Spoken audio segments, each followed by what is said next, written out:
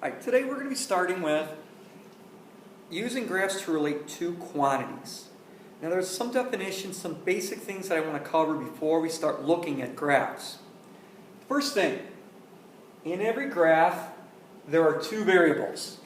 Right? So I always remember that.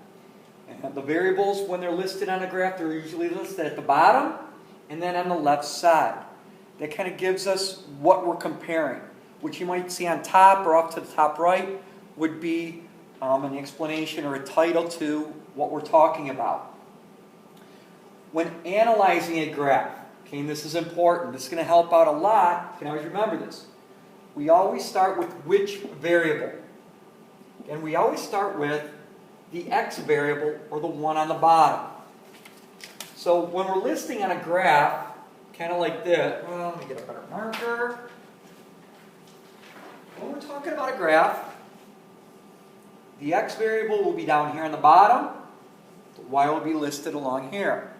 We always start with this variable no matter what it is. A lot of times it's time. So we always want to start explaining using this. And always, as x increases, the y value then does something. So as time increases, or the amount of sleep you get increases, or whatever we're talking about, it's always increasing. And the reason is, as we go from left to right, we read the graph like a book, it's always increasing. Okay, our numbers here might be 5, 10, 15, 20. These are always increasing. So it's always increasing going to the right. That'll help us get the right answer when we're kind of describing what the rest of the graph is doing. Now the y variable, or the one on the side, on the left side, this can be described as one of three things. It can either increase where it's going up, kind of like in this direction, decreasing as it's coming down, or remaining constant as it stays like a horizontal line. A constant means there's no change. It's staying right there. It's not increasing or decreasing. So those are the three things you have to worry about: increasing, decreasing, or constant. Now we can also throw in some other adjectives down here. When we're talking about increasing or decreasing, we can say increasing quickly or increasing slowly, or decreasing quickly or slowly, to make it a little bit more descriptive. And that'll come as we start looking at these a little bit more. So here's our first example. Okay? Here it shows the air in a balloon. Our two variables. Here we have time, which is our x variable, and our volume, which is y. Now in a lot of the questions I've seen from the authors of books and other resources, a lot of times they'll try to mess you up with what the variables are and how they're described. So you want to pay close attention to what we are comparing. Here we're comparing time and volume. And this is about air in a balloon. And as you see, it starts off at 0, it comes up, then goes flat. Comes up, goes flat, comes up, goes flat, comes up, and then all of a sudden, it drops straight down. So what do you think is going on here? The volume, as time increases, the volume increases, so we can write it down. As time increases, and then we're going to look at all these different parts. We have this piece, which is A. This flat piece is B. This rising piece is C. The flat piece D. The rising piece E. The flat piece F. The rising piece G. And all of a sudden, we have this piece that comes straight down. Where we see A, C, and E, okay, as the time increases, the volume increases.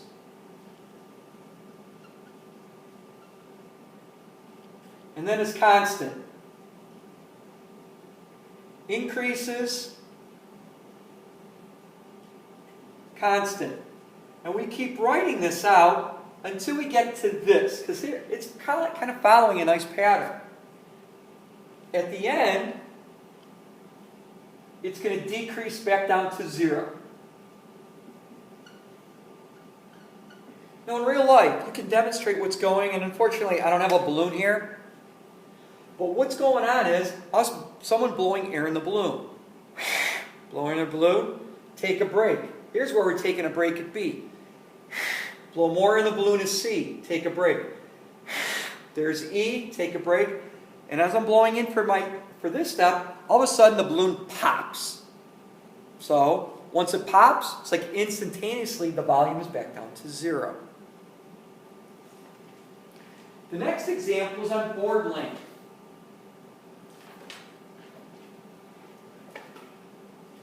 So here we have some repeating patterns.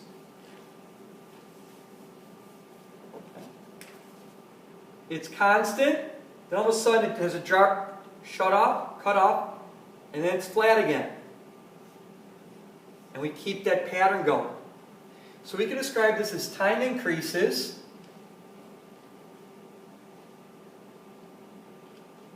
our board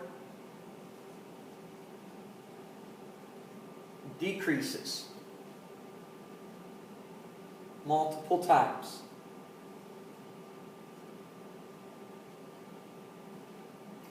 So the length of our board is getting smaller. It's going down. Now, in real life, with these marks here, like at part B, part D, part F, this is maybe where we're coming with a saw and just cutting that board to a specific length. And now this graph would describe us cutting a board, like a 2x4. Here we want an 8-foot piece, another 8-foot piece, another 8-foot piece, as we go until we get to the end.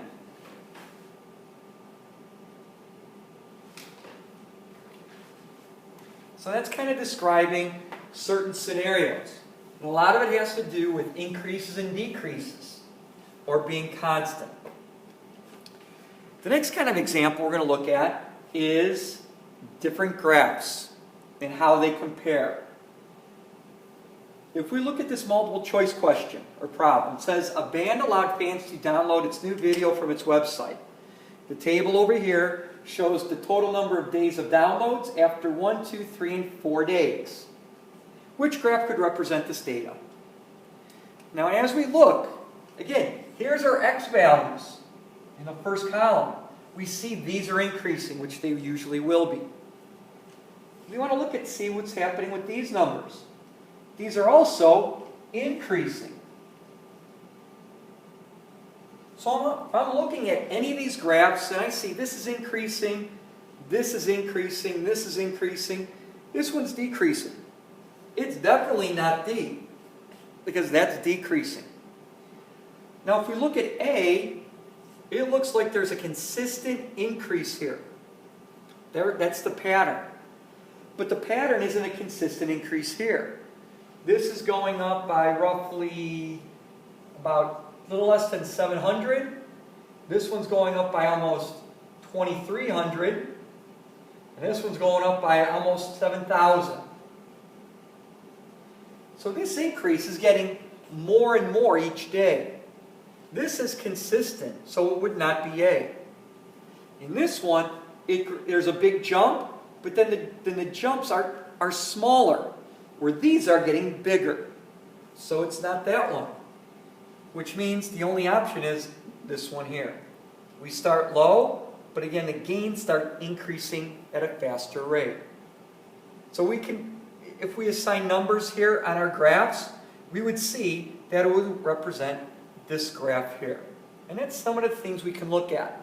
A lot of times it's great to be able to eliminate a couple problems rather than come up with the final answer at the beginning. Here's one we can do on our own. And again, everyone's problem could be different here. So it says sketch a graph. The model rocket rises quickly and then slows to a stop as its fuel burns out. It begins to fall quickly until the parachute opens, after which it falls slowly back to Earth. We want to sketch this. So first of all, we have the model rocket rises quickly. There's our first piece. It then slows to a stop. So maybe it slows down a little bit and comes to a stop as the fuel burns out. It begins to fall quickly until the parachute opens, after which it falls slowly back to Earth. So we have a few pieces to this graph. First of all, we have to label the bottom. Okay? And the bottom is going to be time. That's our x value. Over here, it's showing as it's rising and the elevation. So we're going to call this one height. So as it starts from 0, it's rising quickly, then starts to slow down. All right? So there's A. Here's B as it slows.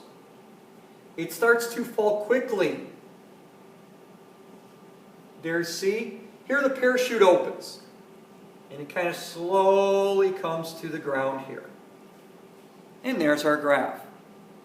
Some of these could be a little bit different. Again, this is where it's up to you to be the creator, the artist, to kind of come up with this and be creative about it. Hopefully this helps. Again, we're comparing the time, again the x values, to what the y values are doing. I always start with the x's and end with the y's.